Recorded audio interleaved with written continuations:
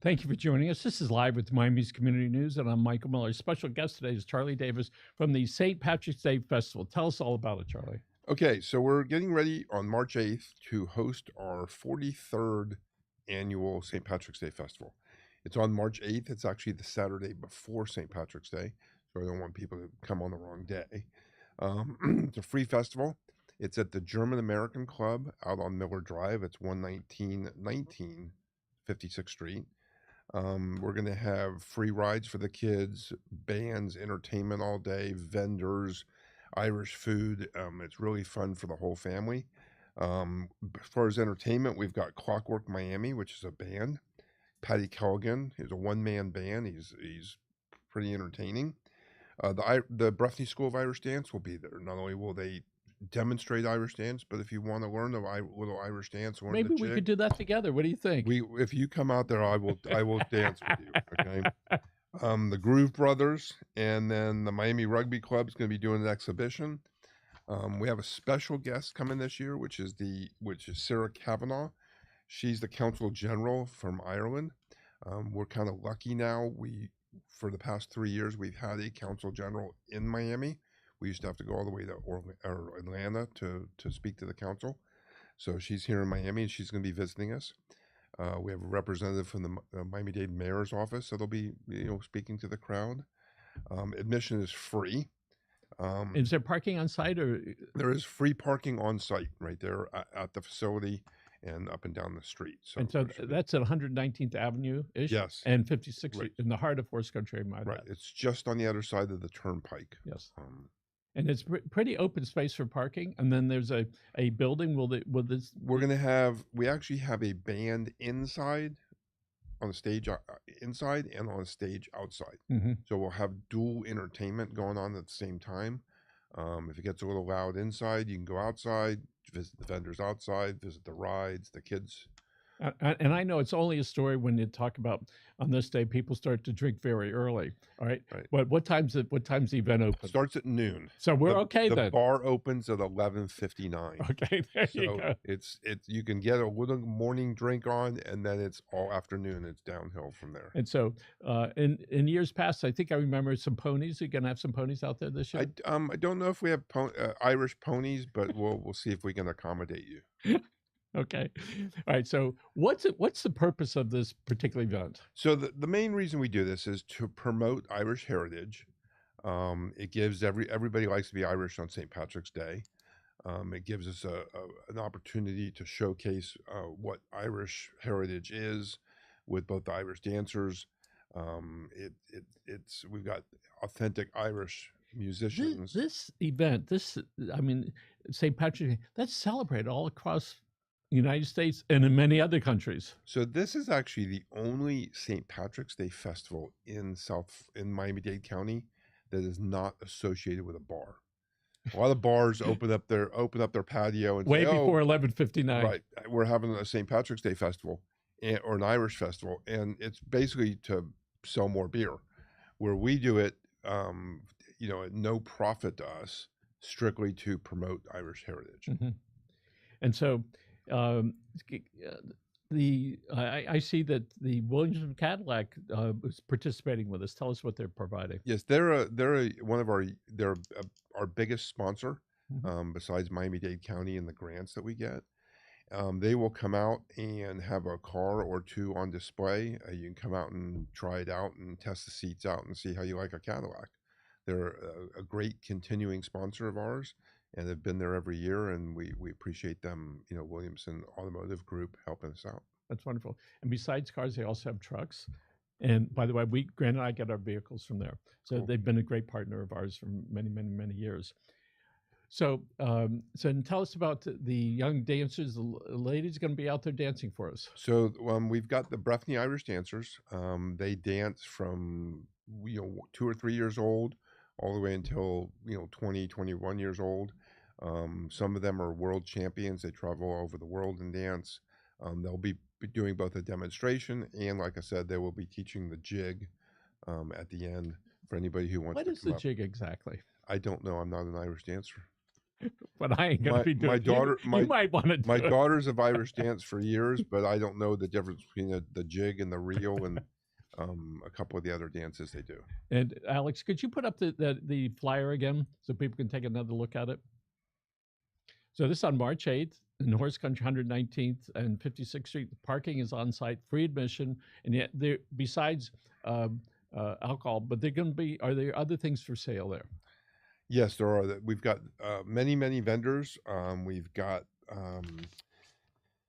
let's see. There's going to be pizza, Irish food, Irish whiskey cakes, arts and crafts, jewelry, face painting, Irish soda bread. So this is good for Grandpa and their grandkids. Right. The kids can go outside and play on the rides, and Grandpa can go and have a beer, and Grandma can go look at some jewelry. We've got bring your money. We've got something for everybody. There's not a lot that you can do in town for free. Yes, there's some costs for the food and the vendors, etc.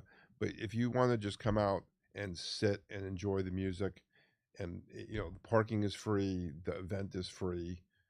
We do our best to make it welcoming to everybody and let everybody come out and enjoy the day. So it's from 12 o'clock to 6. To 6 o'clock. The bar closes at 6. That implies people hang out Right, afterwards. time, the meeting right, after the right. meeting, and that's wonderful. So anyway, there's going to be entertainment there. There'll be food there. Right. I'll talk a little bit about the bands. So Okay. Clockwork Miami is a local Miami band. They'll be there.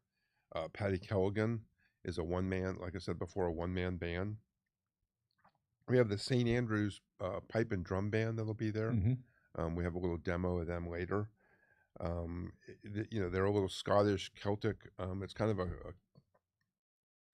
Celtic build-up to to St. Patrick's Day itself. We've got a couple festivals in the area. Mm-hmm. We want everybody to come out and enjoy themselves and be Irish for the day. You've been involved with this event for a long time. Yes, I have. And prior to being in the Horse Country, it was in the Gables. Right. Remember, right? We used to host this in Coral Gables, so we did in Coral.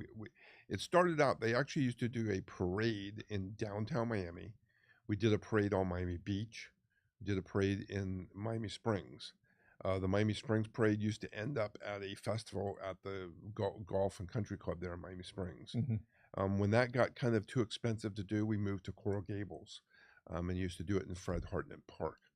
The city of Coral Gables just got with their regulations and all the cost, and they just tacked on a little cost each year, a little cost each year, and a little cost each year.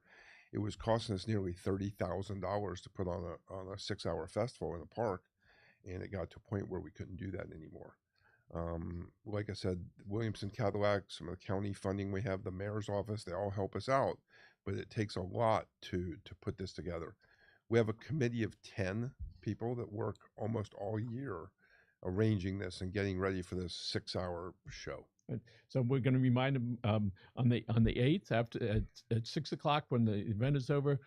Okay, 2026 is around the corner. We very quickly have another meeting. We talk about what we did right, what we did wrong, and then we pick a date for next year and start it all over again. So tell us about some of the favorite things that people comment to you about. Around 3 o'clock when the bagpipes get there, it's elbow to elbow. Everybody's having a beer. They're having a good time. They've seen the Irish dancing. Everybody's got their little favorite item. I think the coolest thing are when the bagpipes come in. And I understand we're going to have a bagpiper here shortly. Yes, we have a bagpiper that's going to do a little demo for us at the end to close out our show. And there's nothing. The bagpipe is very unique, and you don't hear them every day. At least most people I know don't go down the road listening to bagpipe music.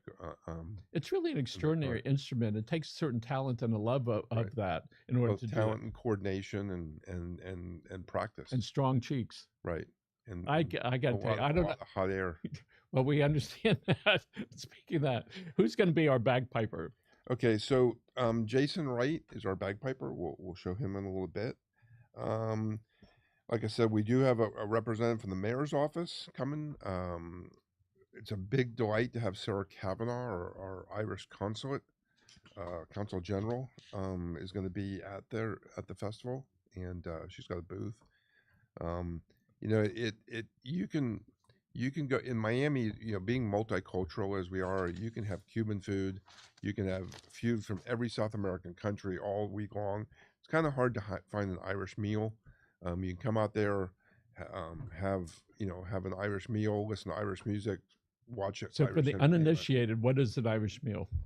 An Irish meal, corned beef and cabbage. Um, uh, I like that. I'm drawing a blank here. That's okay. Corned beef sandwich, shepherd's pie. Oh, And the interesting thing about shepherd's pie that most people don't know, shepherd's pie is not ground beef. Okay, it's lamb. Cottage pie is ground beef. So most people have had cottage pie, but we call it shepherd's pie because ground beef is a lot more available. my mother-in-law lives in London area, and whenever she comes over, she bakes up some of those or cooks up some of those things for us. So, and then what is the bagpipers going to be playing at some other event as well? Can you tell us a little bit about that? So there's a Scottish festival this weekend, March 1st, at the Plantation Heritage Park in Fort Lauderdale.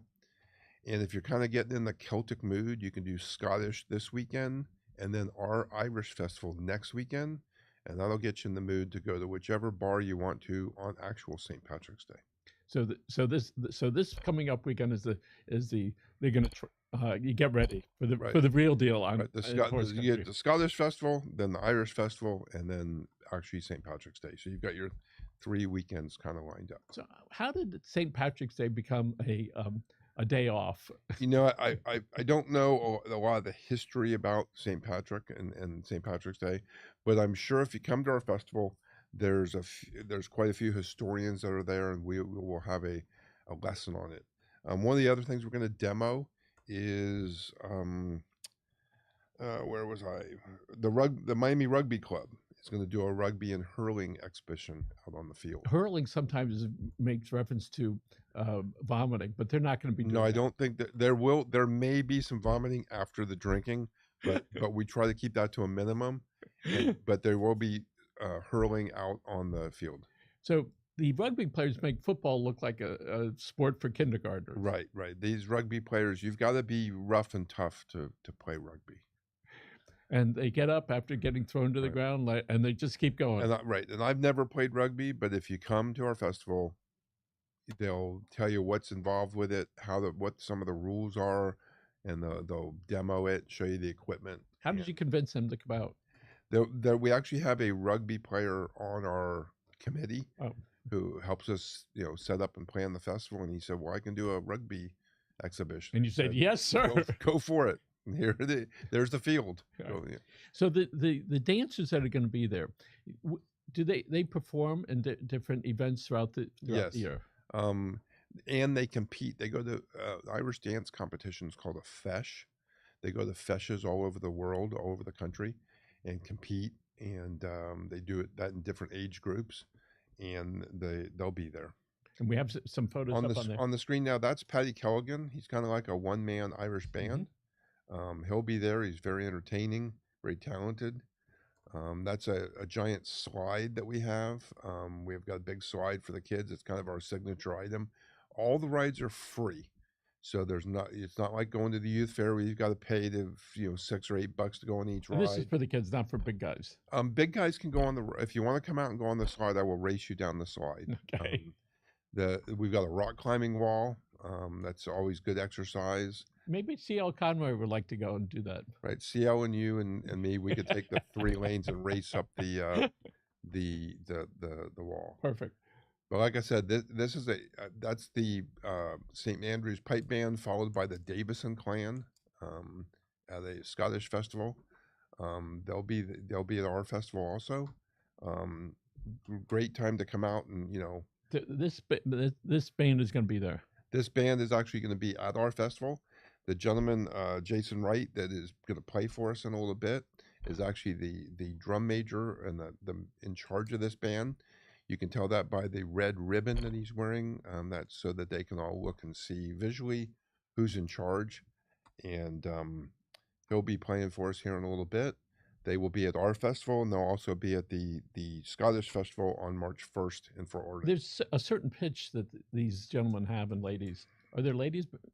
There are lady bagpipe players Right. too. Yeah, So there's that's why they call them bagpipers, not bagmen. Oh, I'm sure that's the reason why. And you did that with a straight face. Right.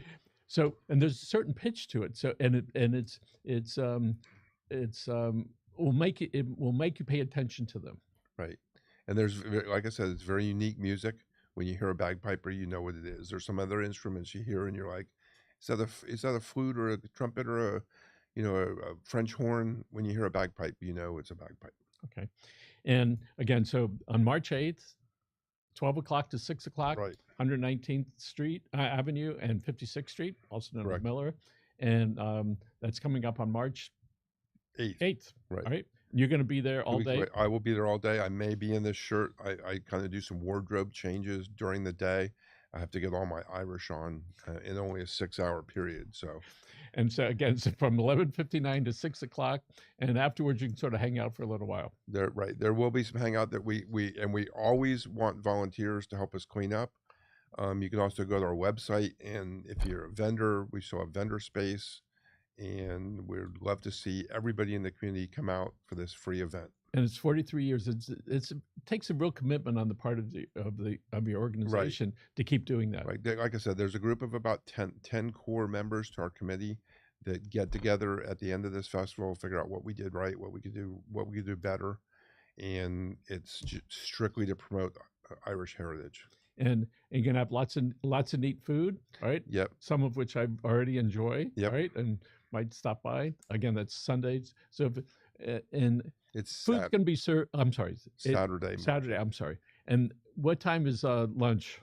Lunch is from 12:59 to 6 p.m. Okay. Whatever time that you want to have lunch, and then wash it down with a beverage, and then you can have after lunch, and then you can have a snack later, and then there's dinner, and they even have takeout really things, so you can take some home for later. That's wonderful. So, all right. So I think we're almost ready. Are we almost ready for the yep. And the bagpiper is going to be kind of a prelude. So they're going to be at our festival.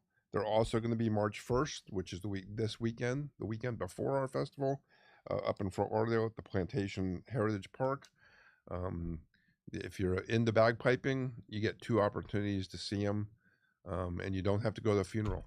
Okay, you can come to our festival. All right. So I think this way we're going to end it. We're going to hear the bagpipe in a few moments, and so I think we could probably say goodbye. We'll see you on the other side. And hope to see everybody out at the festival. Okay, I think we are ready for Jason to play the bagpipes, and folks, hold on because it's really neat stuff.